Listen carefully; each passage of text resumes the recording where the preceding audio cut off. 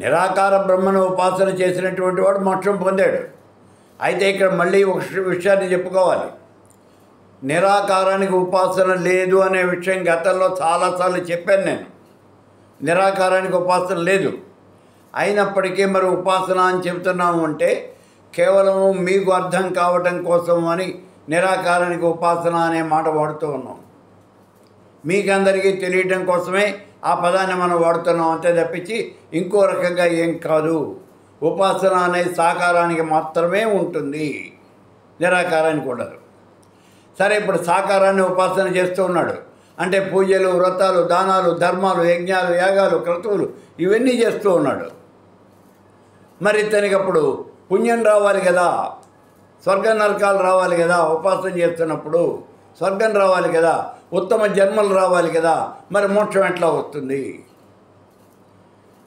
నిరాకారాన్ని ఉపాసన చేస్తే వచ్చేది మోక్షం కాదు, ముక్తి.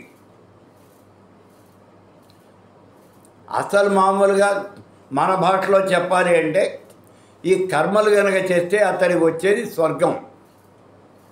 అయితే నిష్కామ్య కర్మ చేస్తే అప్పుడు వచ్చేది ఇక్కడ. కర్మ అంటే ఏదో నీకు ఫలితం రావాలి అని కనుక నువ్వు చేస్తే దానివల్ల ఉపయోగం ఏం లేదు.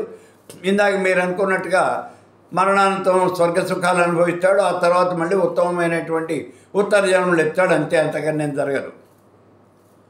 కానీ ఇక్కడ నిష్కామ్య కర్మ చేయాలి అని చెప్తూ ఉన్నది శాస్త్రం. నిష్కామ్య కర్మ పరమేశ్వర ఉద్దేశ్య పరమేశ్వర ప్రీత్యర్థం అంటే నాకేం అక్కర్లేదు స్వామి, నీ యొక్క అనుగ్రహం ఉంటే చాలు, నాకు ఇంకేం వద్దు అసలు. పరమేశ్వర ఉద్దేశ్య పరమేశ్వర ప్రీత్యర్థం ఈ క్రతువు కరిష్యే. యజ్ఞం కానీ, యాగం కానీ, జపం కానీ, తపం కానీ, పూజ కానీ, వ్రతం కానీ అన్నీ కూడా నీకోసమే చేస్తున్నాను అంతే. అలా నిష్కామ్య కర్మ, ఏ రకమైన కోరికలు లేకుండా కర్మ చేసినటువంటి వాడు అతడు ముక్తి పొందుతాడు. అంటే అతడు ముక్తి పొందుతాడు. కాబట్టి ఇక్కడ ఈ ముక్తి పొందాలి అంటే రెండు రకాలైనటువంటి కర్మలు ఉన్నాయి. ఏమిటవి?